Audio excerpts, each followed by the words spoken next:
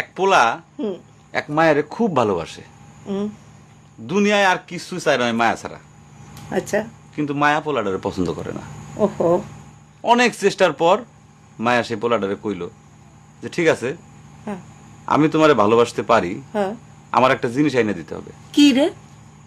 পোলাটা তখন কইল যে তোমারে পাওয়ার লিগা আমি দুনিয়ার যে কোনো জায়গা থেকে যে কোনো জিনিস আইনা দিতে পারি। হ্যাঁ হ্যাঁ। মায়েরা তখন কইল তুমি তোমার মায়ের কলিজাটা আমার আইনা দাও। কি কি কি কি শুনোই না, কি গল্প শোনালি দিদু? পোলা তখন দৌড়াইতে দৌড়াইতে তার মায়ের কাছে গেল।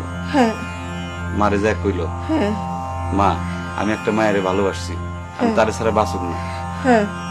কিন্তু ওই মায়া আমার একটা জিনিস নিয়ে যাইতে কইছে, সেটা হলো তোমার কলিজা। তুমি যদি তোমার কলিজাটা আমারে দাও, ওই মায়াটা কলিজাটা পাইলে আমার ভালোবাসবে। মা তখন কইল তুই আমার একমাত্র বুকের ধন, তোর সুখের জন্য আমি সবকিছু করতে পারবো। পরে মা বুকটা ভাইরা কলিজাটা বাইর করে পোলার হাতে দিল। আহারে মা। পোলাটা কলিজাটা হাতে পাইয়া যে কি খুশি, মা দৌড়াইতেছে দৌড়াইতেছে দৌড়াইতেছে, দৌড়াইতে দৌড়াইতে হঠাৎ রাস্তার মধ্যে উষ্টা খাইয়া পড়ে গেছে। হাতের কলিজাটা হাতের থেকে ছুইটা রাস্তার মধ্যে পড়ছে।